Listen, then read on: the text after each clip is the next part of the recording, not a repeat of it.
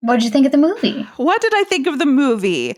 I should have considered that before we hit record. That's also how I feel, but I did consider it for a long time, and I still feel the same. So it was a pretty. Movie. It was for sure a movie. Yeah, it looked nice. Yeah, like good lighting. I like a forest set. Yep. Yeah, it was shot in the hills of New York, somewhere in New York. Oh, yeah. Okay. Yeah, so very pretty. I thought that the boys did a great job, the brothers. Yep, agree. Girls, not so much. The adult female did okay. I thought she was fine. She was fine. Oh, we can talk about that more after we get our recaps out. I don't know. It was fine. It was a fine movie. Yeah, that's where I am too. I at first was like, I don't like this. And then I was like, maybe it's okay. And then I read a bunch of reviews and a lot of people really liked it. And that shocked me. And I was like, am I the simpleton? Have I lost my refined taste, guys? There are things about the movie that I liked. But all in all, except for one specific thing, I'm going to find it probably pretty forgettable. Them eyebrows.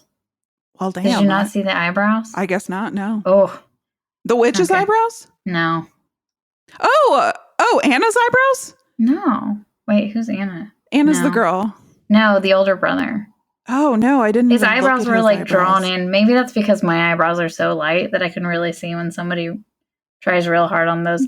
But it looked like almost like a Ken doll with them drawn on. And then every now and then there would be a scene where they didn't make up them as much. And I'm like, they look normal. So like halfway through the movie, I was just like, oh, who did the makeup today?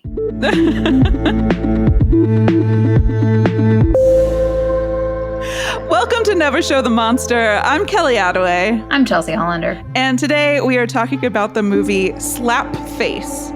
It's just like it sounds. Faces getting slapped. That's it. That's what the movie is. That's the plot. Actually, there's a lot less slapping than I expected, honestly. Oh, really? I felt like there was. Did you think there was a lot? I don't know that I felt it was a lot in terms of quantity, but in terms of quality, quality was absolutely feel like it was a lot. And also, we decided to watch this movie not on purpose. We had this planned weeks ago. Mm-hmm.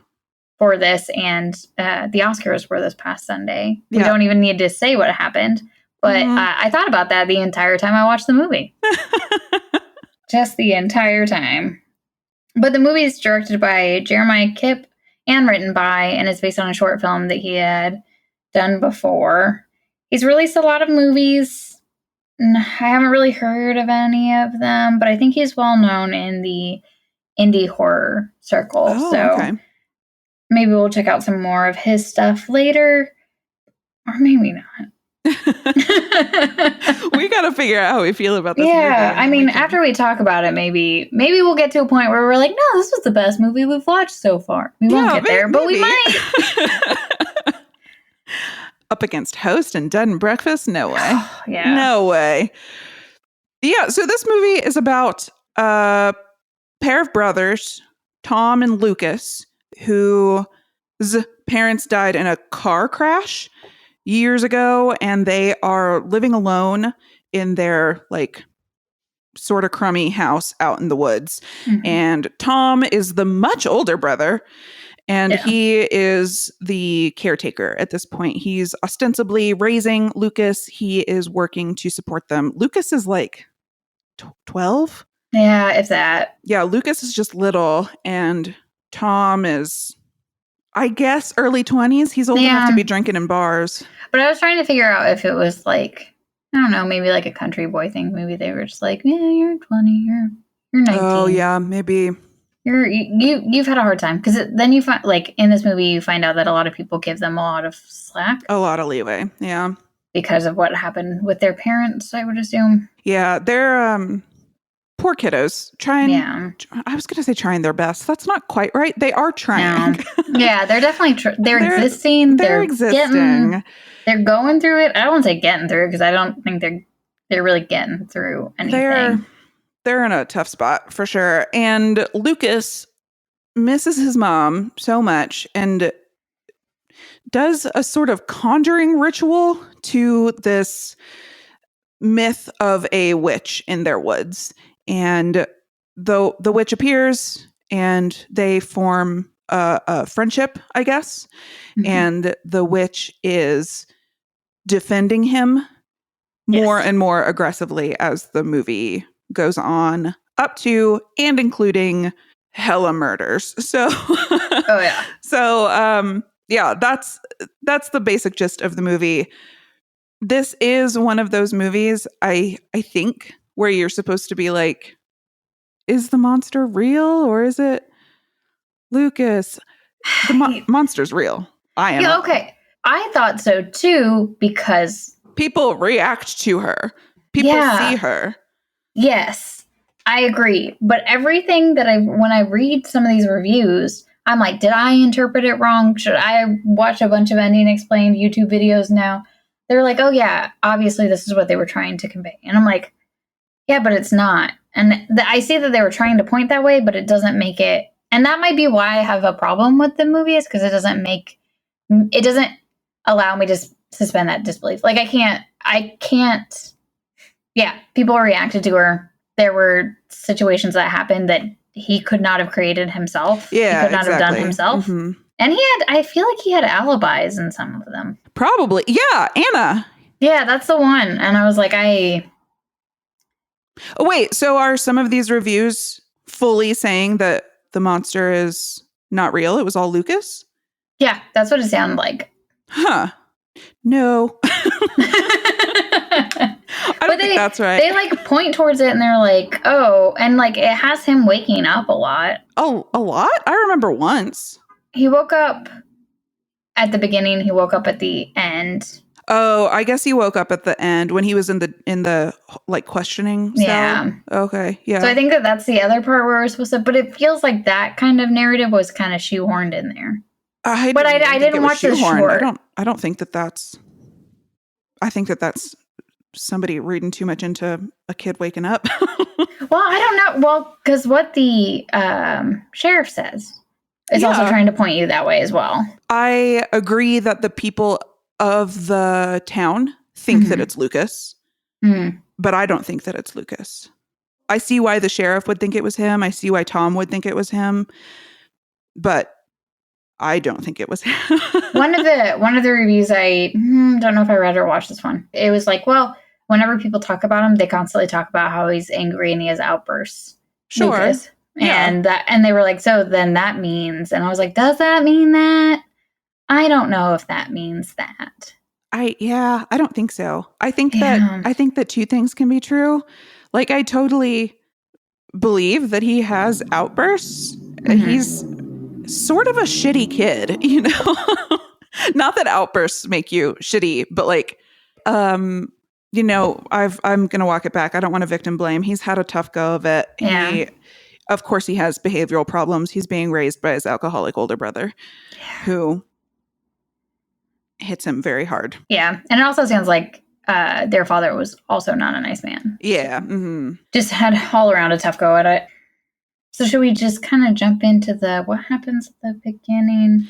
Yeah. It opens with the boys just slapping the shit out of each other. Oh, okay. That's how, yeah. So you'll remember Lucas is like 11 and Tom is probably twice that.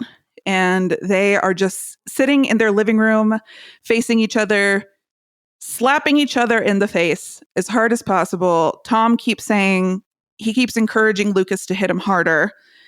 And Lucas is like fighting back tears. It's not great. It's not good. It's hard to watch. But I actually realized that there is something that we need to talk about before that opening scene, which are the opening credits. Mm-hmm. Yeah. And they're very witchy. They're very witchy opening scenes. The credits are rolling and behind them are sometimes newspaper clippings, sometimes like old documents, like something you might find in like a grimoire. That's a better way to describe it. I was like, yeah, it's like a textbook, like a witch textbook. Yeah, it's a witch textbook.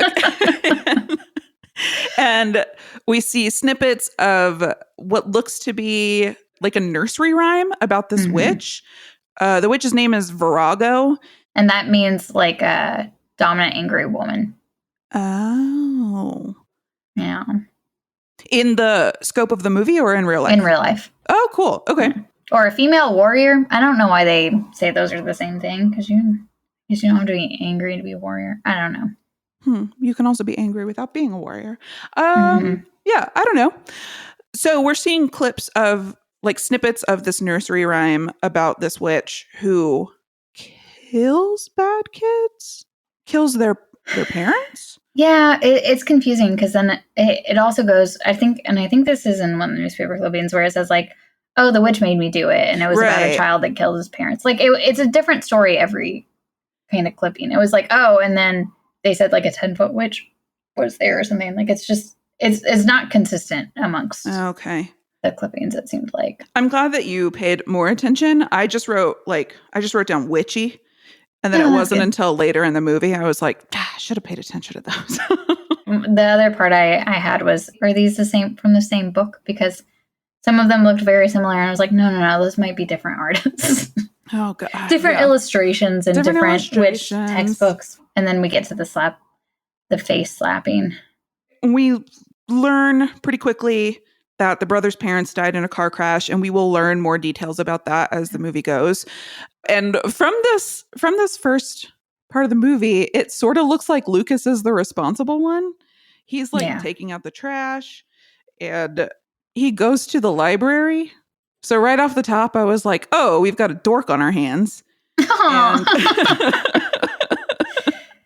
And he's like, he's going to be a source of reason for his older brother. But then he's scrolling through his little library computer, and he's looking up lore about this witch.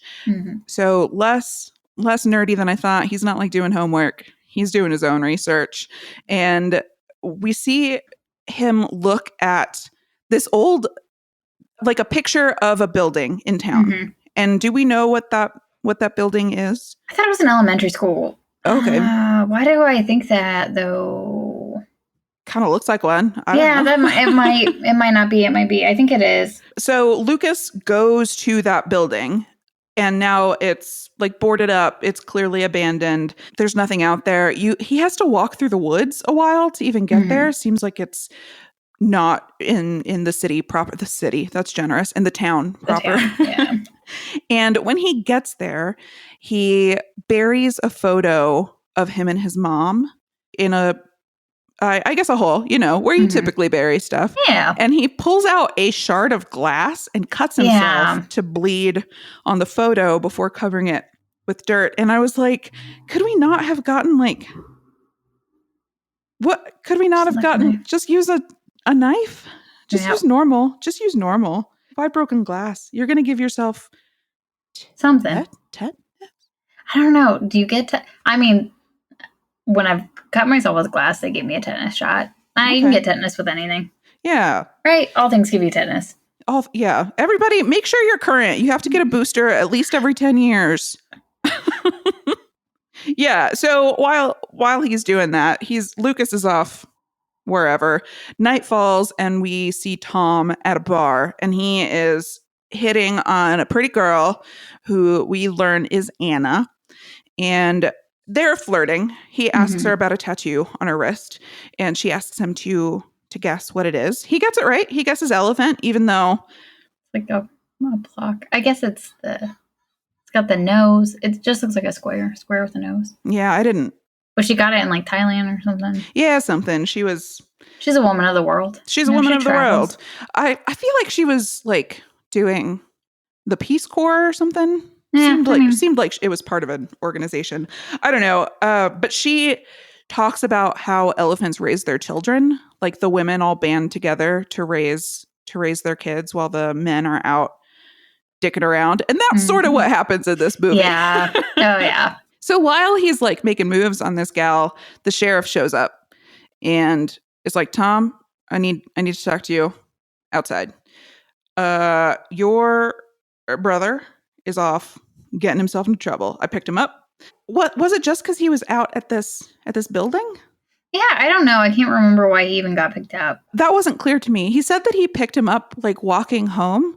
And I was like, well, that doesn't seem like trouble to me. He's just walking. So I don't know. I sort of feel like this cop doesn't fully understand these brothers. He, in this scene, talks to Tom and he's like, hey, listen, I understand you're doing your best. You're working and trying to take care of your brother. But Tom is fully not doing his best. Nope. Like, we've already seen him slapping his younger brother. And we will quickly learn that he is an alcoholic. And I just think that the sheriff, like, thinks that Tom is doing a great job and that Lucas is destined for trouble. And I think that that's a collapsed view of the brothers. But yeah, it's in this scene that the sheriff says something about their dad not being great. We'll also learn as the movie goes that maybe the sheriff and their mom had something going on. Oh, I thought that he was like their grandpa or something. Oh, no. No. And they just never said that. No. But stuff like that always goes over my head. Yeah. No, there's a... I don't know how explicit the relationship was between the mom and the sheriff, but at some point, it's after a game of Slapface because they're sitting on the couch and Tom brings Lucas Coors to put against his face to like ice it and mentions the sheriff, and Lucas opens the Coors and makes to drink it, but as he brings it to his lips, he says like, Sheriff so-and-so was in love with mom. Oh. Like, yeah, something was going on there. Yeah, but the sheriff establishes like, hey, I've been cutting you some slack, but there's like, you need to straighten out your brother. He's walking a tight line. So here's something about this movie is that like timelines are crazy. So I felt it was hard to follow how much time had passed between things. Not in this scene, but in upcoming scenes. So what happens is after this conversation with the sheriff, we're at home with the brothers and they're playing Slapface. And this was the scene from the opening of the movie. And when they finish, Lucas is on his way back to bed and passes Tom's room and Anna is there. Like, is this the same night? See, I don't think it's the same night, but I think it's within days. Yeah. And she just weirdly moved in immediately because he does say later but she did leave for 2 weeks at some point. I don't know. Time doesn't make sense. You're right. Time doesn't make sense in this movie. Time is hard to follow. Because while she's there, you can tell that she's not like, she doesn't know Lucas very well. At least at the beginning, like they haven't really spoke. And it seems like almost the first time they spoke. And she just happens to be cooking for them. Oh, but she just staying the night. She doesn't live there. Yeah, I think in this first scene, it's just like maybe going to be a one-night stand or something. And she didn't see Slapface, but she for sure heard it. And so she's asking Lucas about it. And he sort of brushes it off. And and the next morning she's cooking for them. And she's trying to like include Lucas. Yeah. And he's not having it. He storms out and goes wherever it is that he goes during the day, which is in the woods. Yeah, and to get bullied. To get bullied. He just goes to the woods to get bullied. Yep. We're just taking it back to #horror for this one. I know, yeah. That's how it felt. It also felt like the acting was on par with that. The girls are not great. I mean, is that how teenage girls act? Because it fell in line with kind of #horror, like it was just not good. I mean, if it's consistent, I guess maybe that's just how they act. And they just acted these were very one-dimensional characters.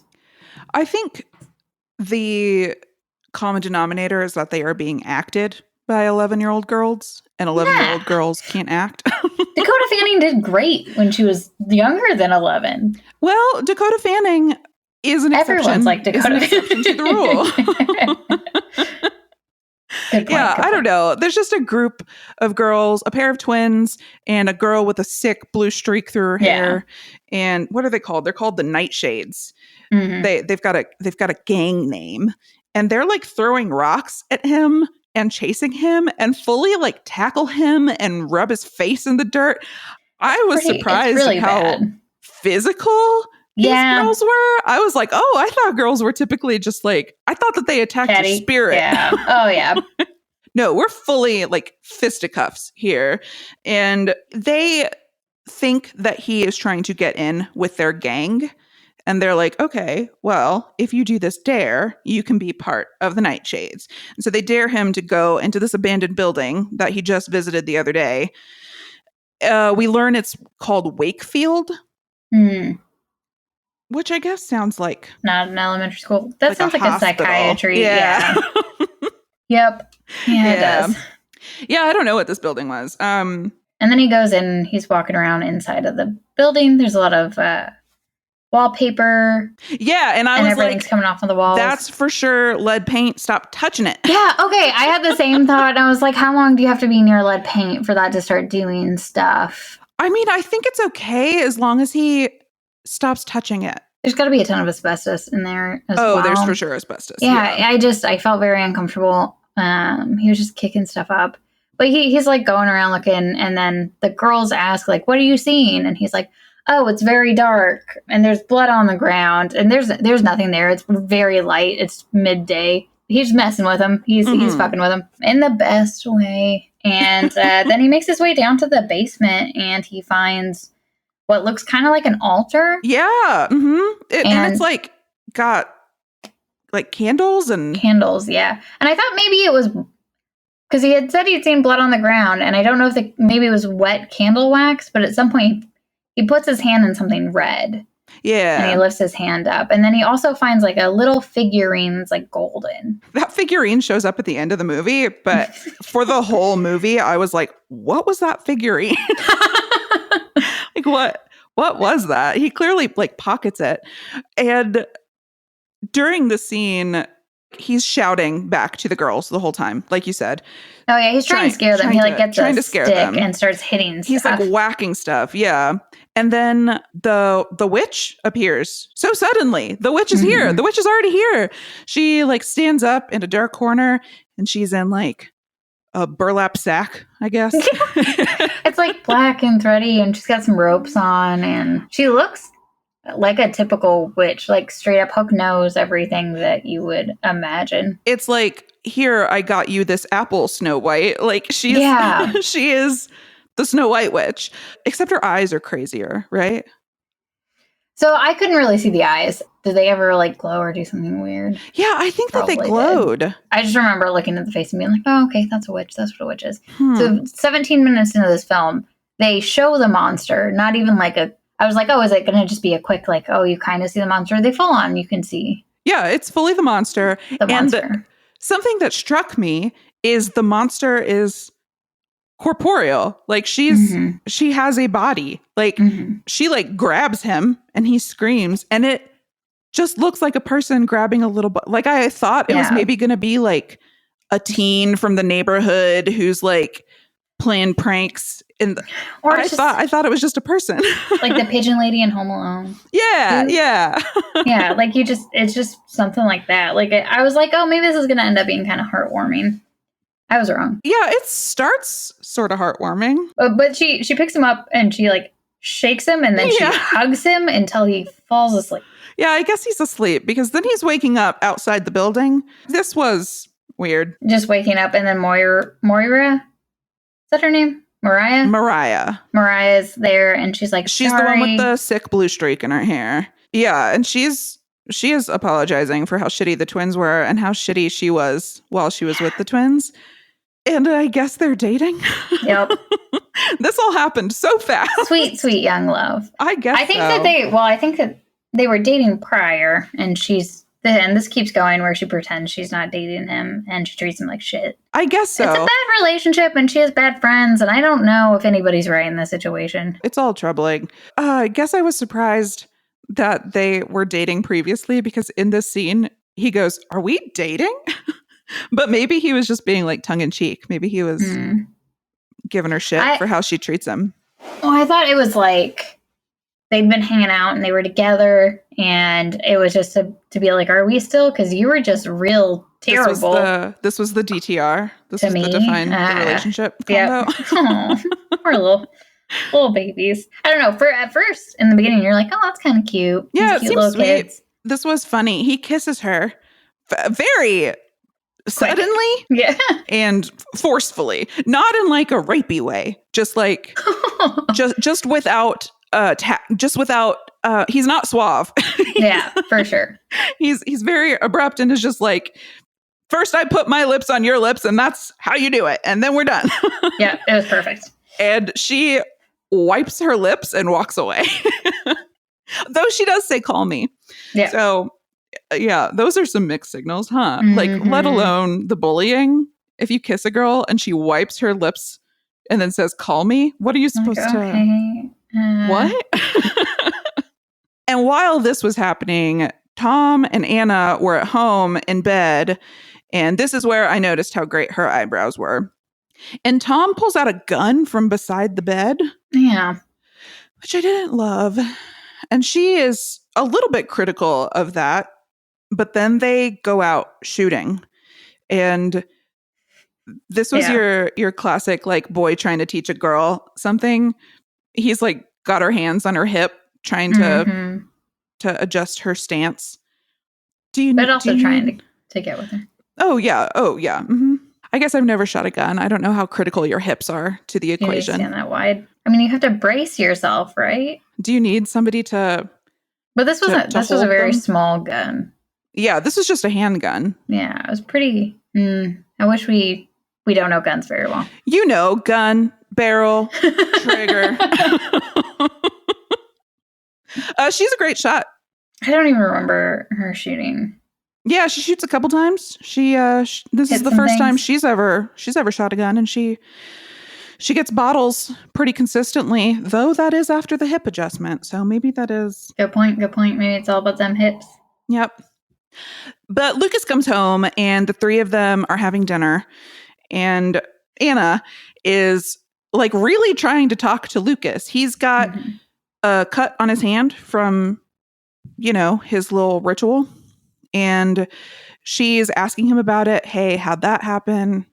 Is there somebody who hurt you?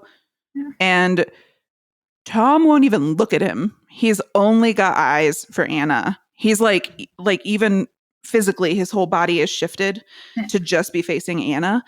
And Lucas is like rolling his eyes, and he mumbles under his breath, "There's a monster in the woods." Yeah. That's fine. And Anna's like, "What?" And he's like, "Nothing." Yeah, so the next day, Lucas goes back to Wakefield, and these pretty teal flowers have bloomed around where he buried that picture of him and his mom. And they're leading into the building. So he follows them, and the witch is there. She's just chilling this time. She's just chilling in the corner. She's like got a little candle. She's just hanging out. Yep. And he sees her, get spooked, runs away. She, I guess, chases after him. Yeah, this was a weird... Yeah, she's like suddenly behind him, scoops him up, grabs him again.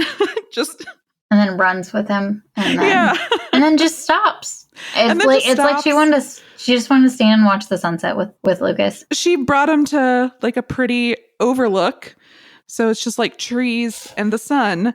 And this was really funny because the whole time she's holding him and running with him, he's screaming. Mm-hmm. And she sets him down, and he takes like 3 steps away, immediately stops screaming, and then slowly reapproaches and comes back to stand next to her. And then he like follows her back into the building, and they're like playing with a kerosene lamp. Yeah. Just making it light and then dark and then like giggling. Yeah, they're like playing with the levels and like warming their hands against it. And up till this point in the movie, I was like, is this Doug Jones? Is this going to be Doug Jones? But you see the fingers in this scene, and I was like, nope, not Doug Jones. They were normal looking fingers. They were just normal fingers. But there's also some continuity errors with the fingers, because the nails, I think in this scene, were very thick and almost laying on top of the hand. And by the end, they are recessed and they look like normal nails. So whoever was doing makeup just dropped the all ball over the place. Yeah, I was like, I don't know if it was just they probably had to use the fingernail stuff on his eyebrows. So they had to decide where that budget had to be. Yeah, they had to reallocate. This is just like in Pulse, where they had to save money by making all their jeans really low. Putting a couple holes in some of them. Yeah. Put them in crop tops and low rise. We can't afford the have fabric. Less fabric. Do you know how expensive denim is? Lucas goes home. I guess it's the next morning. Mariah comes to talk to Lucas, and Tom catches her, tells her she's not home. He's not home. And later, both Tom and Anna are trying to ask Lucas about Mariah. And they have found some of these teal flowers at the house. And they think that Mariah is bringing them. And Lucas is like, no, I don't think he tells them that it's the monster. I don't think he brings it up. He just says that it's not Mariah. And so Anna and Lucas have a solo conversation. And Anna tells him that she's a witch. She's a Wiccan. Yes. And she shows him a pendant necklace. Is it what's that called? The one with the stars. Not Star of David. No, it's the oh my God, I have a Hail Satan banner in my house. Come on, Kelly. What's it called? Y'all know the star with the circle around it. Pentagram. Oh my God, how did we not think of pentagram? Ooh. I guess we're both tired on this one. This one was, the movie wasn't exhausting. The movie wasn't a Dark and the Wicked, so it wasn't exhausting. It was just like not enough to make us hyped. Yeah. Enough to make us forget words that we should know. Yeah. And then she said, do no harm. That's her, what she's about. She said, some witches are good witches. Is that how she described it? Yes. She says that not all witches have to be evil. Yeah. She says that she's a good witch. And I think he tells her about the monster here. Does he? He might. At some point, he tells that he's mentioning monster more and more frequently throughout the movie. But Anna is the only person in the movie who doesn't dismiss monster outright. She listens to him and talks to him, and she asks, "Is the monster the one who's hurting you? Is that what happened to your hand?" Yeah, she's the only one who talks to him about it. She's the woman elephant in this movie. Yeah. She's trying to take care of the young. Yeah. So Anna's a good witch. And Lucas goes outside where Tom is leaning against his truck, drinking a beer. And Tom says to Lucas, he's trying to bro down with him. He's like, huh, looks like we both have girlfriends now. Looks like we both have girlfriends. But he does offer some good advice here. I think that maybe they should have had a more detailed conversation. But he tells Lucas to always wear a condom and that no means no. Yeah. That's reasonable advice. Yeah. For it. That's good. For sure, tell your little brother that. Yeah. We could maybe talk a little more about that. But, Tom, good job. This might be one of the few times where Tom actually tries to be not even a father figure, but just somebody who takes care of him. Somebody who knows stuff. What are they called? People who know stuff. A guardian, a mentor, maybe. Something. It was a different dynamic than they've had. I don't know. It seemed even maybe they, other than slapping each other, they were just roommates almost. Which plays a part in what happens right after this. Anna confronts Tom about Lucas. Where does he go all day? You're supposed to be taking care of him. Can you tell me that? Where does he go during the day? He's gone all day. Where is he? He's 11. Which is a valid question to ask. Yeah. I mean, I was a little bit conflicted on this because I was thinking about my childhood where you didn't have cell phones and you roamed the streets. Yeah, we were just hoodlums out in the street all day. I mean, not me. I had to raise the kids. I was at home, but my brothers were out dawn till dusk. Nobody knew where they were. We just trusted be home before the streetlights come on. You know? That's true. I'm glad that we're there's a witch and that's fine, but we're how far are these kids walking? I mean, we can keep talking about the witch, that part. Yeah, Lucas is just hanging out with the witch this whole time. Being best buds. Which I meant the other spelling. Homonyms. Yeah. So Anna leaves and Tom gets drunk and Lucas goes to Wakefield where he's hanging out with the witch and she makes like a poultice for his hand, which includes a lot of spit. What is that? What's a poultice? A poultice? It's like a mix of herbs and shit for healing purposes. Oh, okay. Yeah, it was gross looking. Yeah, it was gross. I'm fine with the herbs. Didn't love the spit. I guess beggars can't be choosers. And here is the first glimpse of violence from the witch. So while she's trying to apply this poultice, there's like a dog barking outside. Oh, yeah. And Lucas goes outside and the dog comes chasing after him. And the witch grabs it and tears it to fucking pieces, with her bare hands. And Lucas buries it. Yeah. And then he talks about how it's his third funeral. Mm-hmm. That was a really heartbreaking moment. And it's weird because it's like she tore it apart. To protect him. Yeah. So I know we talked about the witch being real or not real and how I had heard it could have been him. But we did choose this movie because it's possibly a tulpa. Mm-hmm. So could he have created the witch? I think he created the witch. I think that he summoned the witch. Yeah. Okay. We should have talked about this off the top, I guess. Yeah. I think that he was like so hyper focused on this children's story. I guess it's not a children's story. This like folktale from their area. And I think that by doing his little ritual with the photo of his mom and the blood, I think that he conjured her. I do think that she's a tulpa. Okay. So it might possibly have not been the actual witch, but it was his version of what the witch would be. Yes. Yeah. Gotcha. And I think that makes sense. And that makes sense for how she interacts with people. There we go, guys. Done. We did it. This is going to be a short one. we could have talked about that at the beginning. Yeah. I feel like that fits for everything. That's also the part where they just I just felt like they did try to push the narrative that maybe he was the one and he would black out and then wake up. I can see why people interpreted it that way. I would say that they were wrong.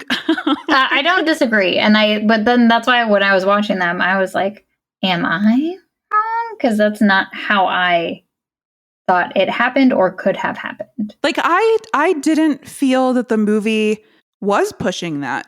I just didn't get that. I do think that the movie wanted it to be ambiguous from like the townsfolk's perspective. But I think, I don't know, I thought that the movie perspective was like, yeah, dog, there's a witch. And like the movie doesn't go into the origins of the witch at all. But I don't know. I thought that little ritual at the beginning was him conjuring her. That's how, I don't know. That's how I interpreted it. Does he think that the witch is his mother or like a version of his mother? Do you think he's trying to bring his mother back? I don't know that he thinks that the witch is a version of his mother. I think that if he did, so there's a scene later where the witch takes out some of his mom's clothing and he gets really mad at her, tells her to put it back. I think that if he thought it were a version of his mother, he wouldn't have been upset. He wouldn't have been so upset. I do, however, think that she is like a mother surrogate. Yeah. In that she is the only person who's protecting him. Who protects him. And we see in this scene, after he buries the dog, the witch still has blood on her hands. And she like caresses his face and rubs blood on his cheek and clothes. And this stuck out to me because she's touching the cheek that Tom slaps. And she's being very gentle. And this is like, I don't know, the only physical contact we see Lucas experiencing are from Tom when he hits him. Yeah. And the times he tries to kiss Mariah and she is not into it. And when the witch caresses or holds him. So yeah, that's a good point. That like stuck out to me. Yeah. It's like, this is humans like touch. Yeah. and this is a bummer for Lucas. Yeah. Then she gives him a piggyback ride. They're just running through the woods and he's like a little backpack on her back. Oh, I don't think we've mentioned, she's like crazy tall. Yeah, she's like 10 feet. Yeah, she's that's big. How they described her in some of the clippings or whenever they talked about her. Yeah, she's big. And so Lucas goes home and he's like in like a wash basin out in the yard. I know they have running water. Why is he out there? Anyway, he's cleaning blood off of his face and clothes, and there's like clearly, I don't know, there's just a lot of blood. And Anna comes home and she's like, oh, what the fuck? What the fuck is happening? And so Anna and Tom try to ask Lucas where this blood is, what this blood is from. It's just dog. Yeah, he's like, and you're like, okay, just dog. Just dog. Just dog? Just dog? Okay. I'm gonna need so many more details. Whose dog? Why is there blood? Is the dog okay? How? Where is the dog now? When? Yeah, and Tom is fully just like, yeah, he said it was dog's blood. Whatever. And Anna is like, what? What the fuck? So because of the blood, Anna and Tom are talking privately about Lucas. And while they are having this fight, the witch is outside, like keying Anna's car. Mm-hmm. She just uses her fingies. Mm-hmm. And Anna is talking to Tom. She's like, when my brother was younger, he used to trap bugs in glasses and kill them. And now he's in jail. Is that what you want for Lucas? And Tom is like, listen, that's your brother. That's not my brother. Mm. She brings up Slapface. She's like, you can't do that. He's a child. You can't just hit your little brother like that. And Tom is getting more and more aggravated. And she's like, oh, are you going to hit me now? Yeah. And he's like, no, I don't hit women. And she's like, oh, just little boys then. And this is when she leaves for 2 weeks. It's a good point, though. Very good point. Great point. Yeah. And what Tom says in response to that is, you don't get it. This is something for just the two of us. It's to clear the shit away. Mm. Like these poor, dumb boys can't sit and talk about their feelings. So they just hit each other. So they have to slap each other. Yeah, so this is just like it's just toxic masculinity, I guess. Just having, instead of actually talking out your feelings, just hitting each other. Is the other part like the Mariah and the other two girls? I honestly didn't take many notes on the teens. Yeah, it's just like, I don't know. Stuff could be said about it, but anything we could say, we've said in #horror. It's just the same thing. Just girls being mean for no reason. Yeah, I guess girls can be physically mean. So we're not going to talk about the twins and Mariah very often until it becomes pertinent. But the twins just continue to be really rude. I think that they're just mean. Yeah. Wherever Lucas goes to see them at a pool, and basically they're just mean to him again. It's just them being mean to him, and then Mariah's just mean to him every time that she's around the twins, and then she pretends that she doesn't like him. She pretends they're not dating. She's very mean to him. She's very mean to him whenever the twins are around, and he's having a hard time because he's like, why are you friends with them? They're so mean. So I just want to give a summary of that because I don't think we're going to go back to it until we have to, because that's just not a very, very exciting part of the movie. Yeah, listen to #horror for our thoughts on bullying. But at this point in the movie, after Anna leaves, Mariah comes to get Lucas, and he takes her to Wakefield, and he's like trying to get her to go inside. He's like, I want you to meet my friend. And she's so scared. She won't even like sit on the steps with him. And the witch is watching them out of a window. She's just creeping on them. We just saw her rip a dog apart. And it was a big dog. It wasn't like a chihuahua. It was like a husky. It was a husky, yeah. Like, this isn't some wimpy witch. I mean, even if it was a little dog, tearing something apart with your bare hands, that's pretty... I was listening to a podcast earlier. Oh, no. I'm really worried about what you're going to say. I'm not going to go into details. Okay. But a bad guy killed some pets. That sucks. Dogs and cats. Oh. And I don't remember how the dogs died, but they stomped the cats. And I was like, if somebody stomped my cat, I would berserker mode. Yeah, I don't know how. I can't even imagine it. I feel bad when I accidentally step on his little perfect paws. Then you get that really loud meow. He's got a kink in his tail, and I'm like, what happened? Who hurt you? Yeah, I don't know. I'm sorry. I wish I didn't. It's a bummer. Yeah, I don't know. I'm sorry. So yeah, the witch is watching them. And Anna runs into a little girl putting up like lost dog posters. Yeah. So that was a bummer. Yeah. And while Lucas is out with Mariah, the house is empty. So Tom is like a construction worker. We see his coworkers picking him up. Some okay. days. I thought they were just going out for a night on the town. Oh no, he's a construction worker.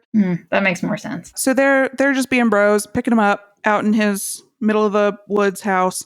So that's where he is. He's off at work, and Anna's left, and Lucas is out with Mariah, and the witch comes to their house, and she's like creeping around in their empty house, like looking at photos and stuff. Mm-hmm. And Anna comes over. She saw that kid putting out flyers while she was on her way back to the house. Before we get too much into her arrival there, because Mariah wouldn't go into Wakefield with him, Lucas instead takes her to the library and is showing her those documents on Virago. And he's like, these all get it wrong. She's not evil. She's cool. He does say, like, she doesn't kill the bad kids. She's friends with them. She's friends with them, yeah. So I was like, oh, Lucas, you think you're a bad kid? I think that everybody thinks he's a bad kid, and so he doesn't have a choice but to think he's a bad kid, you know? I don't know. This movie is not super scary. There aren't really any jump scares. The witch looks comical sometimes. Like it looks like a Halloween costume, you know? And I sort of think that that's the point. Like, a little boy invented her. Mm-hmm. And so, of course, she looks like a cartoon. But, like, the real emotional draw of this movie is Lucas. It's sad. He's sad. And I was going to say, and the actor did a really good job. I thought he did a very good job portraying a very heartbroken especially boy. Since he's so little, and he did a great job. I expect we'll see more of him. Yeah, I hope so. Both Tom and Lucas were Nickelodeon kids. Oh. Yeah, they were both in two separate things that came out in 2014. That was one of the fun facts Damn, Nickelodeon's still doing it, huh? Yeah, still cranking out. I guess 2014 is not. I don't know. Are they still doing it? That's been some years, huh? What year is it? I mean, they gave us Zendaya. Oh, Ariana Grande. Yeah, they just crank out stars all the time. Huh? I thought Disney was cranking out stars. Shit, you're right. I'm thinking of Disney. So yeah, Anna she shows up at the boy's house. And we know the witch is there. And Anna is like poking around. Can we talk about the like notebook she found? Oh, she found a notebook? Did you not notice this? No. So I have been struggling with this, trying to make sense of it. She finds what is essentially homemade porn. She like opens a notebook and there is a full-on drawing of like a labia. What? Man, I didn't see that at all. Wow. And I want to say, good on me. I want to say that like something sexy, like a cutting of a movie or not of a movie, of a magazine was pasted in there. I guess that makes sense because it is like a boy's. So around about this time in the movie, based on that and what she was wearing like a striped tee that was in like yellows and oranges and whites. And I was like, oh, okay, this movie is set in like the 80s. That explains why he's going to the library to look everything up instead of using his computer at home. That explains what she's wearing. That explains the homemade porn. Isn't that just the country? Got it. I think I guess that's what it was, because later on in the movie, Tom has a cell phone. Yeah, that's just living in the country. Yeah, I guess. I don't know. I don't know. I guess I was just surprised to see a labia dropped into the middle of the movie. I must have looked down and then looked up because I remember the fuzzy thing with the gun in it. Yeah, so right after she finds that, she's hearing noises. She's hearing the witch up in the front of the house. And so she pulls a gun out of the closet, and the gun is now like stuffed into a toy. Are there multiple guns in this movie? I think it's just one, but it's weird because at some point Lucas gets the gun from Tom's bedside, and you see him going and grabbing the gun. Yeah. But it's the same gun. Okay. They just have one. Yeah, okay. I was confused. I thought that there were multiple. I just remember being like, I feel like I'm watching a game of hot potato. Like, who's got the gun? Yeah, so Anna grabs this gun out of the closet and goes to investigate the noise out front, out in the living room. It's not outside. And the witch is there. The witch, big hulking, big scary, big scare. And Anna holds the gun out, points it at the witch, and the witch like puts her fingers together, Charlie's Angels style. Yeah. And points her fingers at Anna, like mimicking the gun usage. Mm-hmm. This was where I thought maybe her eyes were weird. I paid attention to what was happening on her back because it's like she had a bunch of spider legs. Yeah. I don't know, like things that expanded out of her back. Yeah, this was like the one scene in the movie with where CGI. She was like supernatural. Yeah. Every other time it's like could be just like a bag lady or something. Yeah, she becomes like fluid, and like you said, she's got those spikes, and she lunges at Anna supernaturally. Yeah. She fluidly lunges at Anna. And that's the end of the scene. Did we say Anna shoots at her? I didn't see Anna shoot it. Maybe I looked down. She shot it, and that's how the bullet got into the wall. I know that somebody for sure shot the gun. I agree. You must be right. Because if it's the other way around, then that means Lucas had the gun, and he was actually the monster. No, Lucas wasn't the monster. No, I'm gonna keep going back to it. I have no stake in this, to be real with you. Like, I could not care less about what the monster is or isn't. I like it. I like that it's a tulpa, and I like that. But that's my point, is it's a tulpa. Lucas comes home, and Anna's car is out front, so he's shouting for her. He gets a phone call on the landline, so I still thought it was the 80s. And Lucas is like, fuck, is he okay? All right, great. So he starts shouting for Anna. We got to go pick up Tom. Mm-hmm. Tom's in trouble. I just rechecked the scene, and Anna is facing the windows. Yeah. And the witch is facing the wall. So Anna had to have been killed by the gun. Was the witch facing the wall? I thought that the wall was like parallel to them. I thought it was behind Anna. I don't think so, because that's the hallway wall. Oh, okay. And Anna comes down the hallway. So maybe it got ricocheted or something. Maybe. I don't know. Off of the witch. Maybe we're not supposed to. Got ricocheted off that ass. Yep. That's what happened. Yeah. Something we forgot to mention is that Anna is thick. Yeah, I don't know. Maybe we're not supposed to know. But Lucas was off with Mariah. Mm-hmm. Can't have been Lucas. And so, poor Tom, poor Lucas. Poor Lucas, yeah. Tom's just getting drunk, getting drunk. Russian lady? Italian, remember? Italian. He's like asking her. Yeah. So poor Lucas has to go pick up his drunk brother.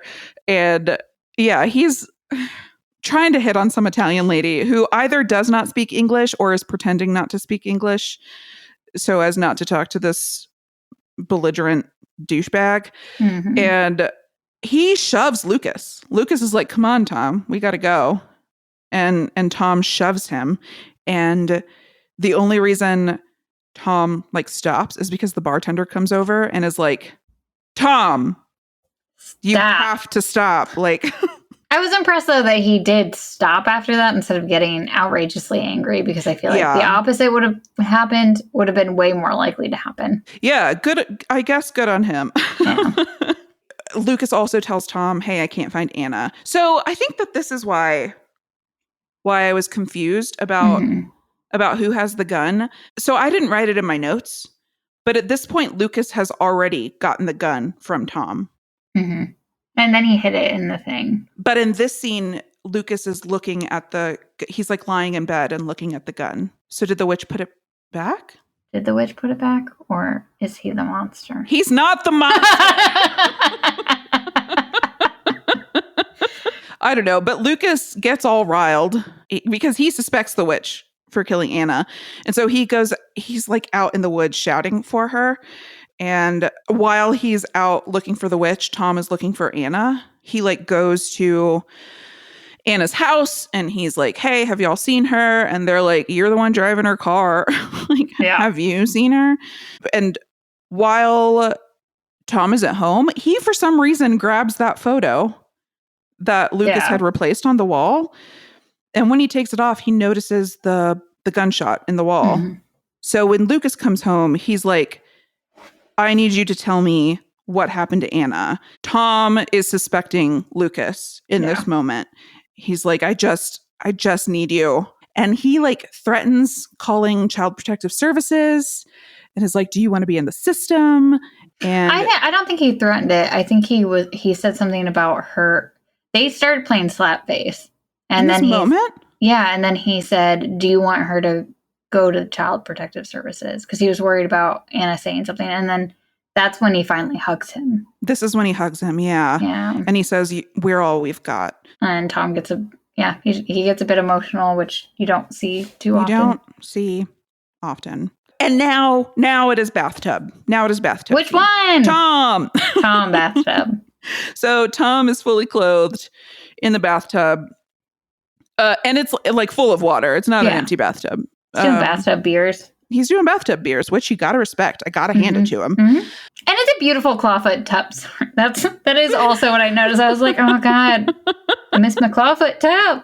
I do miss my clawfoot tub. Oh. Speaking of hand to get to him, Tom is, I guess, so drunk he can't reach his beer on the floor by the bathtub. So he calls Lucas in to hand him his beer, which he does.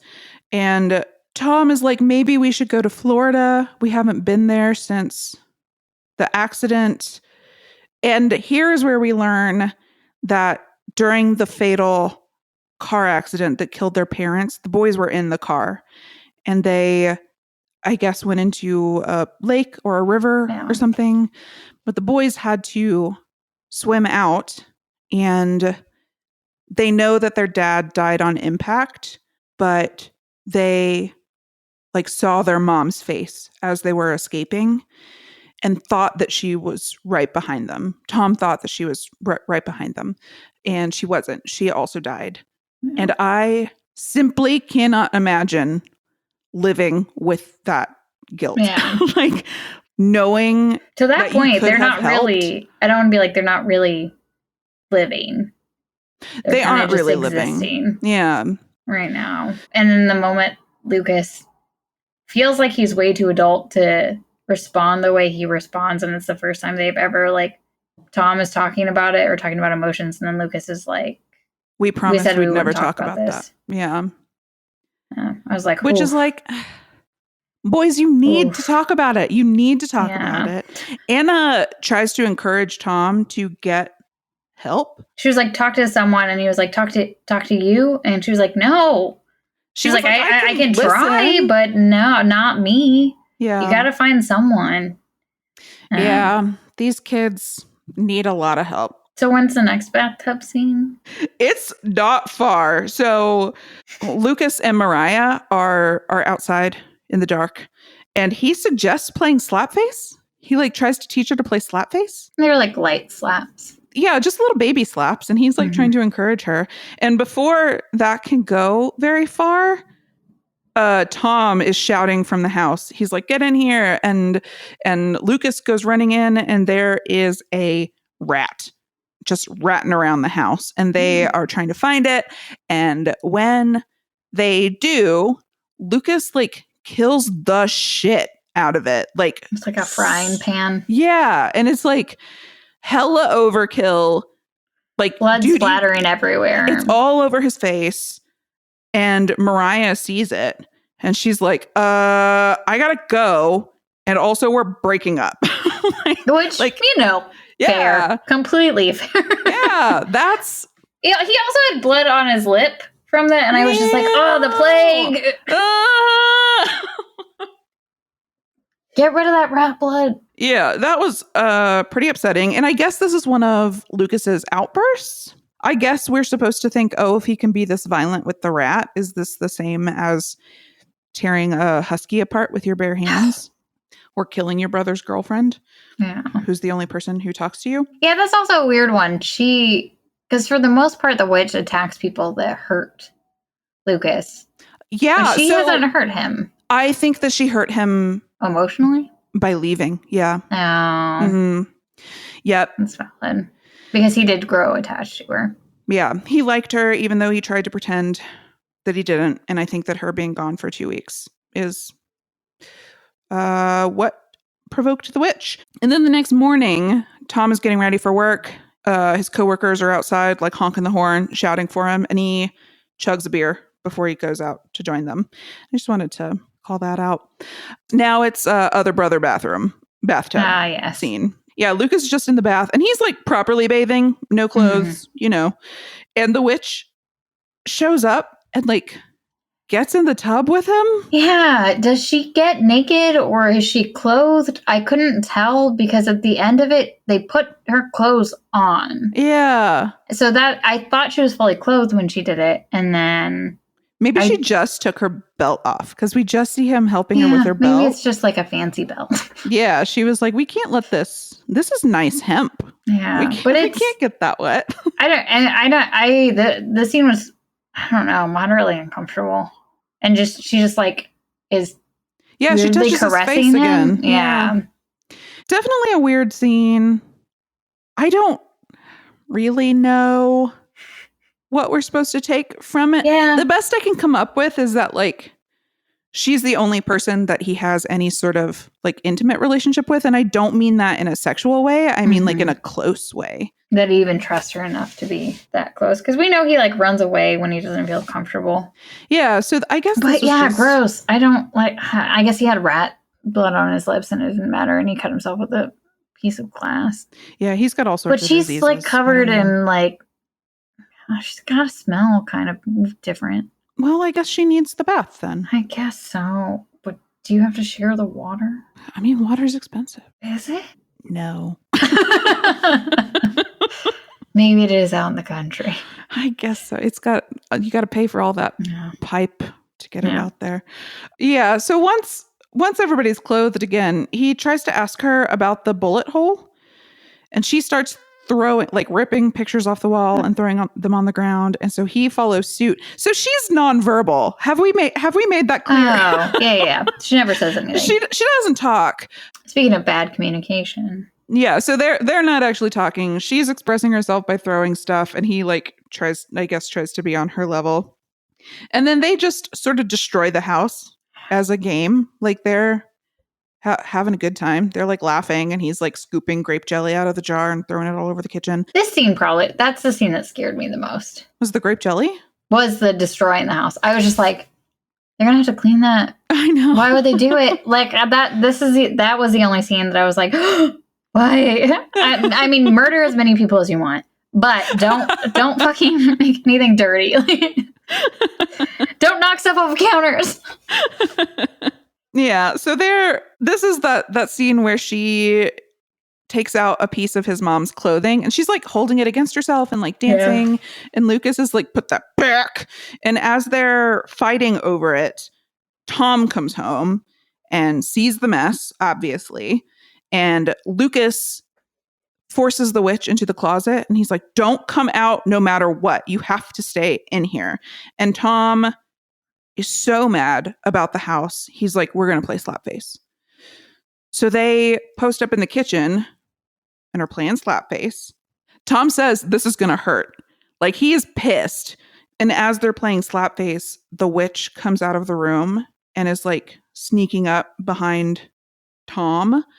And Lucas sees her, and in an effort to save Tom, he stops playing Slapface and hugs his brother and says he loves him. And he goes on to say, you can't hit me anymore or she'll hurt you. And Tom is like, is this about Anna? That works. That deters the witch. She doesn't hurt Tom. And Lucas goes, the next day, he goes back to Wakefield. And there's a new trail of flowers. And so he walks along them and he comes upon what is like clearly a grave. And hanging above it is Anna's pentagram necklace. So Lucas's fears are confirmed. The witch for sure killed Anna. Whoa. And regrettably, as he's trying to get away, the fucking twins and Mariah show up to bully him. Do they just wander around the woods hoping to run into him? I guess so. Like, don't these kids have something better to do? Yeah, I would think. They have an entire, like, one of the girls has a pool and a hot tub. Yeah. Why are they just wandering around the woods to bully a kid? And they, like, make Mariah spit on him, and he's begging them to stop, not for his safety, but for theirs. He's like, the witch is gonna attack. And surprise, she does. So they're like running through the woods. They all get separated. Mariah is trying to call out to Lucas. She like gets away from the twins, and she's like, hey, it's just me. And the witch stones the shit out of her. Like, just bonks her on the head with a big old rock. And that looks real bad. It looks pretty bad. Then Lucas starts throwing rocks at the witch. And she just disappears. So then he's holding a rock. I know. He looks so guilty here. Yeah. Something else that happened in this scene, when he's trying to break away from the twins, he like hits one of them in the face and she gets a bloody nose. She doesn't do anything to stem that flow. She just has like blood running down her face the rest of the scene. I was like, I would compulsively wipe that away. Like, my hands would be covered in blood because I would be trying to get that off my face. No, she's just letting it. She's free bleeding. Oh yeah, I wrote down in the scene, you're right, he was holding a rock. I wrote, man, he is going to be blamed for all these murders. Yep, definitely, for sure. He's the Coco. Yep. So he gets picked up by the police, and he's trying to tell the sheriff that it was Virago. And the sheriff is like, I've heard that story too. I grew up around here. That's not real. And this is where the sheriff talks about Lucas having outbursts. So back when the sheriff and their mom had whatever type of relationship they had, the sheriff was like hanging around their house a lot. And the boy's dad was like getting more and more mad about it. And so one day the sheriff left, and it was pretty clear he was like leaving for good. And Lucas like flipped out and was like destroying the house, I guess, like he was in that previous scene with the witch, because he didn't want the sheriff to leave. And this is where the sheriff asks, are you the monster? Is it you? And Tom is at the hospital for some reason. Do you know why he's at the hospital? There was no explanation. I think he just wanted to find out if the girl was going to survive or not. Yeah, and she does not.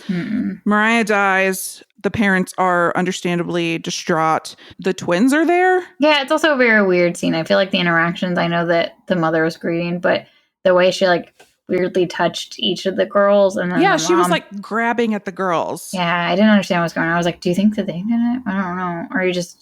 Are you hugging them? That's a very weird hug. Yeah, I don't know. It was a very weird scene. This was a super weird scene. The twins hug their mom, but like look glaringly at Tom in the waiting room.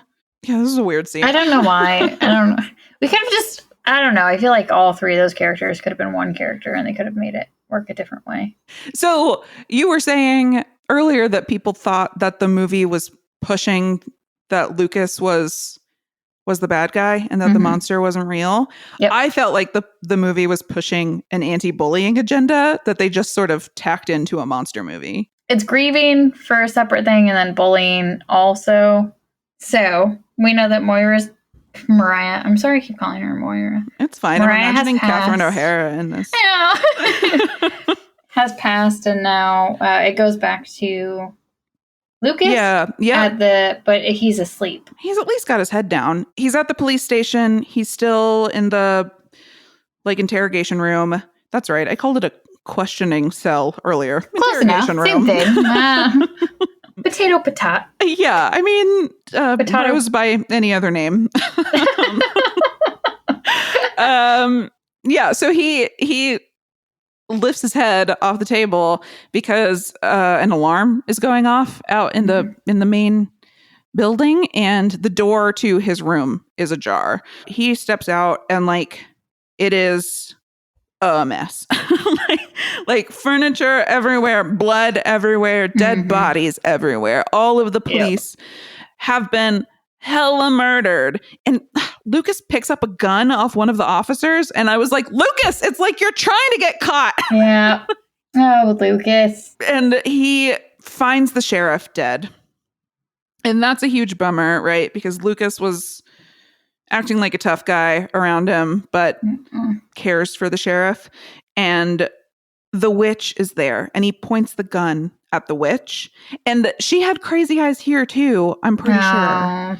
So while all this is happening, Tom is leaving the hospital and he gets bullied outside the hospital. People are being mean to him. It's the police officers are mean to him. Yeah. The other part is, I know we've talked about it before, but I have dispatched for a small town. You have like 3-4 people max on duty at night in small towns. They had like 20 people on duty. That's like a city. They had a ton of people on duty. They would not, in a small town, you would not have that many people on duty. They were super scared of Lucas, and so they called in. It was like an all hands on deck type situation. Makes sense. I mean, I guess they had reason to be afraid of him. He murdered all of them. He didn't. He brought the thing that murdered them into being. That's true. Now let's get into it. Is it his fault that she killed all those people? Is it his fault? I think that's a more interesting question. Asked. Who did? Lucas at the end, he said, is it my fault that all these people are dead? Oh, that's right. He does. Yeah. Is it? I don't know. I have an analogy. We're going to talk about it. I'm excited. So Tom is being bullied by these police, and he overhears them get a message on their little walkie-talks. I know that that's not what they are. Yeah, let's call them that. I wanted to say walkie-talks. And the message is essentially like, oh shit. Yeah. Everybody come back to the station. Shit is fucked. So Tom goes to the station because he knows Lucas is there. And he was wrong. Lucas escaped, right? Because everybody was murdered by the witch. And so Lucas goes home and he gets out a knife and he gets the gun from Tom's bedside again. So when did he put the gun back? I don't know. Like I said, the gun, like, keep your eye on the gun. I don't somebody tell me how many guns were in this movie. So I thought he got the gun back whenever he went and was like, you had the gun, there's a bullet hole, what? So I assume there was an exchanging of the gun at that point. Okay, so gun exchanging is happening off screen. Yeah, I never exchanged my guns on screen. That's good. You don't want a record of it. Yeah.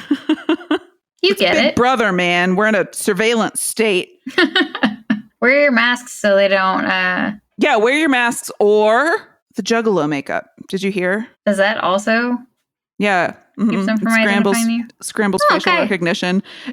Except for the Apple facial recognition, which can see through your Juggalo makeup. So, yeah. So Lucas goes home. He gets the gun and a knife, and he is like dumping out like G.I. Joes. And he calls Tom, tells him you have to come home right now.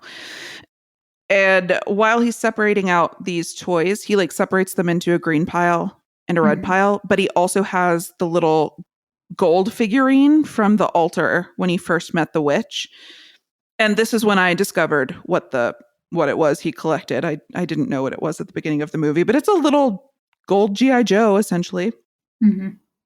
And the witch comes in and he asks her, are you good or are you evil? Like, I want to believe that you're good, but you've hurt all these people. And you're right. This is where he asks, is this my fault? And he tells her, we can't be friends. We can't be friends anymore. Yeah, and I think the witch takes both sides and just moves them away from it. Like, I'm not good or evil. Yes, that's a good call out. I'm just here. I mean, what is good? You know, what is evil? You know? Great question. Like, maybe she is just here. Maybe we're all just here. True. Evil is in the eye of the beholder. Evil is as evil does. I couldn't think of anything. I'm sorry. No, you nailed it. You crushed it. I was trying to think of a third. So Tom comes home and he sees the witch and she attacks him. And she is slapping the shit out of him. And Lucas is trying to shoot at the witch. And I was like, he is going to shoot Tom.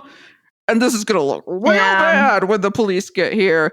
That isn't what happens. But the way he even shot, he basically had his eyes closed and was like, I'm going to just not aim at all and try to hit every corner of this room. Yeah, well, because it would have been weird if Lucas gave him shooting lessons and he had to hold his little brother's hips like he did with Anna. He didn't brace his hips. That's a good point. He can't have physical contact with his brother unless he's hitting him. Could you hit him into the spot? But then you're spanking him, right? And that's like... Yeah, not good. Yeah, I don't know. That would have been weird. Yeah. So poor young Lucas is left to figure out guns on his own. And he's like shouting at his brother. He's like, it's Slapface. The witch is playing Slapface. And so Tom finally starts slapping back. But like the witch is big. Yeah. And she is winning. And he finally shoots her. And she approaches. And he stabs her. And she, again, drags a bloody hand down his cheek. Like she did after the dog. And Lucas goes to comfort Tom or try to wake Tom up. Yeah. He's like cradling him. And Tom looks very bad. Like face is very swollen. A lot of open wounds. And he is not awake. And Lucas is crying and asking him to wake up. And the police show up. And it's like they surround him. Everybody's pointing their guns at this little kid. Oh, and then it pans over to where the witch collapsed after Lucas stabbed her. And she's not there anymore. And then we've got a very long shot on Lucas's face. Yeah. And he's like fighting back tears, not crying. Tears in his eyes, though. And he's like, I was impressed with how much emotion this little kid conveyed in this scene. Like he is experiencing a lot of feelings in this moment. And you can see him realize just how fucked he is. You know, he's like, this does not look good. And I think too, in that moment, man, we just talked for 2 weeks about guilt, so I'm reluctant to bring that up here. I think that he is wrestling with guilt in this scene. Oh. So now everyone he knows and has ever cared about is dead, and most likely because of him. Yep. Yeah. That's a lot of weight on That's a lot of weight. That young. That's a lot of weight on anybody. I mean, that's what we talked about at the end of the Possession of Michael King. Like the little girl's going to have a rough time of it. But this is like Lucas had a rough time of it and then some. Like this is like the after, which is even worse. Yeah, this is pretty bad. Do you think it's his fault? No. I don't either. He didn't want to hurt any of those people, and he didn't want her to hurt any of the people.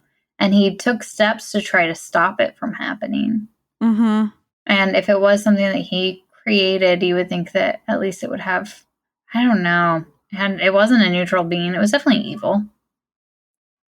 But even that is sort of complicated because, so look at it from the other way.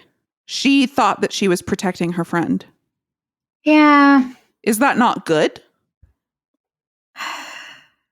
Like, protecting your friend's good. I guess. Killing, bad. Yeah. I think that that's the most interesting part of the movie is, like, the nature of good and evil. Like, is a tornado evil? It's getting rid of... No, I'm just trying to think of Mother Nature as a being. Trying to take people out and being like, I mean, we mistreated her, so... We did mistreat her. I don't know. To that point, I guess my concern with saying that, or why I would say that the witch is evil and not good, even though she's doing it out of protection, is to the extent. I don't know, just punch the kids. Don't murder them. I don't know. Like, you don't need to keep murdering people. All you gotta do is, like, all she's got to do is show up and, like, look at them. And that could have been enough to stop. So that's sort of why I brought up a tornado. Mm-hmm. Like, I don't think that she knows her own strength. It's not that she doesn't know her own strength. I think that she doesn't know. I'm going to get a sentence out. Hold on. I have faith in you. You got this. Okay. I've done it before. I've done sentences. Hold on. I can do this. I think that she, like, I don't think that death to her is a big deal. That might be true, because if someone were to hit her as hard as she's hitting, it might not do as much damage to her. Well, and she's existed for, I don't know, how long was this movie? 2 weeks at least? She's existed 7 for 2 years. weeks. At least 2 weeks. Could have been an entire year. We don't really know. We really don't know. I guess what I'm getting at is that tulpas or witches or monsters or whatever don't have the same sense of right and wrong as we do. And okay. Also, like, our sense of right and wrong is because of the society that we live in. Yeah. You know, like, I see what you're saying. Like, what is evil, capital E? A TV show on CBS All Access. That's not what it's called anymore. Folks. It's not on Paramount. Thanks, folks. We'll be here all week. Or rather, we'll be here next week. This is actually just a continuing podcast to tell people to watch the show You. This is like an advertising stunt. This is that's all it is. Eventually, this is viral advertising. If only we could go viral. I guess it's just advertising. Yeah. Yeah, I don't know how. I guess you're right, because my reasoning for him not being evil, or him it not being his fault, was his intent wasn't there. But she had intent, but her intent was to protect. Yeah, and she really only knew the one way. Yeah, to do that. Is if it's like a tulpa, does it have processing capabilities of like a formed human to understand things like that? Because it seems like she might just be a giant child as well. Yeah, the way she like plays with the light at the beginning of the movie. Yeah, it's almost like she's a toddler, you know? Mm-hmm. She expresses herself by like through violence. You know what it made me think of? And this is fully because I'm a software engineer. I was thinking about AI. Oh, interesting. Like I could go create an AI tonight if I wanted to. I don't. But you could. I could. It would be very dumb. But like people are out there creating artificial intelligences, and maybe they have a goal in mind. And maybe that goal is okay. So I was going to say read an article. I saw a tweet about an article, and I read the tweet, but not the article. I want to be clear. I did not read the article.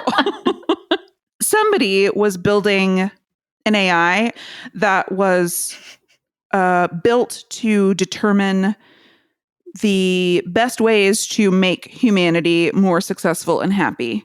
Oh. And the tweet I read was basically like, okay, all right, that seems good and noble. So easy to flip that around and find the ways to make humanity miserable. Mm-hmm. And like, what if that gets into the wrong hands? And that's sort of... Oh, no. So my very first podcast idea was to do one about like sci-fi novels or short stories or whatever that are focused on technology and talk about it through like a real lens in the field that I work in. And this just made me think of that. Like, it is so easy to build something and you are very focused on one use case for it. But it can be, it can go so wrong if you don't think about it from all angles. And I think like that's what happened here. Like he just wanted a friend and a source of comfort. Like he wanted that maternal role. Yeah. Who's supposed to protect him. And that just like got so out of hand. And I think that like Boston Dynamics is doing that right now. Yeah, I think that's a really good analogy and a really good way to look at that. Because I just think of the things that I configure in my life. And if I just take one requirement and I only look at one and I don't look at the other like 50, then I could see how my tulpa could go one way. And computers are like murder everyone. Genies or crossroads demons. Like you really have to be careful with your parameters to make sure that it goes the way you want and doesn't destroy your life. Be like, you can murder in this case, but only in this case. What even is you can murder? Like what are your... I don't know. I'm trying to... Well, like, I mean, if someone's trying to murder you... No, dog, scoop me up. Give me another piggyback right out of here. Well, I'm trying to think of how... I don't know. I guess if I have a pot, maybe the only thing we need to put on it is, like, don't murder people. Yeah, no murder. I'm for sure going to list Be that protective, but don't murder. I'm thinking of just, like, having a cauldron and a bunch of paper that we're putting into it. Oh, good. Yeah. We can we're making the Powerpuff Girls. Were the Powerpuff Girls made in a cauldron? Or in a lab. That's essentially a cauldron. Yeah. Magic is just sugar, spice, everything science. Nice, and then he accidentally hit the thing, and then it turned it. The like superpower? Yeah, I can't remember what it was. It was something X. Or is that X-Men? No, X-Men is just like DNA, mutants, right? Yeah. I don't know stuff. I don't know. I know adamantium. Can't see me. I have Wolverine fists. Yeah, for the home listener, she did the Wolverine stance. Yeah. Anyway. Yeah, I think you're making a good point. I think that he just didn't put in enough requirements. I think he set out to create something with a few purposes, but he didn't put enough guardrails on what he wanted those. So he got what he wanted. He got someone that would protect him and that was affectionate. But yeah, I think that's a really good point. And I don't know if we can say much more about the movie because I feel like there wasn't a ton to it. I think you summed it up nicely. I think I feel like about it. I guess my feelings on the movie are more clear now. I am frustrated that the movie didn't focus more on those questions that happen in the last, minute and a half of the movie. Mm-hmm. I think it's a more interesting question. Yeah. Is he at fault and is she evil? I think those are more interesting questions than the first. Is she real? Yeah, and I don't think that's what a lot of people got at when they did review it. So that'll give you guys food for thought. Think on it. Watch or don't watch is on Shudder. It is a Shudder original. Am I making that up? No, okay. That's right. Yeah. It is a Shudder original. So yeah, check it out and then tell us what you think. Hey, thanks for joining us on our inaugural episode for the theme of Tulpas. Next week, we'll be discussing 2020's The Empty Man, which is one hell of a ride. If you're going to watch it, definitely don't look up anything beforehand. Go in cold if you can. And Ryan Tate just released a YouTube video chronicling how he created our show art. You can find a link in the episode description, and you should definitely check it out. It's fascinating and so funny. And as always, you can find us on Twitter and Instagram and etc. at No Show Monster. And hey, if you're liking the show, a like and review and share would be much appreciated. See you next week. Happy Spookies.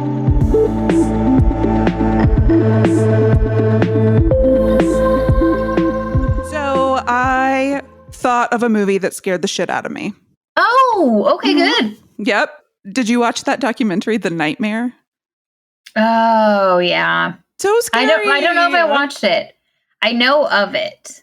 It's about sleep paralysis, right? It's about sleep paralysis and how so many people experience the same thing when they suffer sleep paralysis. Pretty consistently, they imagine a dark figure standing in the corner of their room, often in a hat. And gotcha. It was so scary. I couldn't sleep. I could not sleep for a couple nights because I kept thinking about, I was so afraid of sleep paralysis because one of the things that kept happening in the documentary was someone was like, oh, I had never heard of sleep paralysis before. And then my friend Emma mentioned it. And I was like, what's that? And she told me about it. And now I experience it every night. Oh, I was God. like, oh, no. What if I'm going to experience it? So I was super scared and I had to sleep facing the door. But at the same time was super scared to look at the door. So yeah, I thought of something that scared me a bunch. I'm glad it was a real thing, and Yeah. not, that I mean that fits for you. Yeah.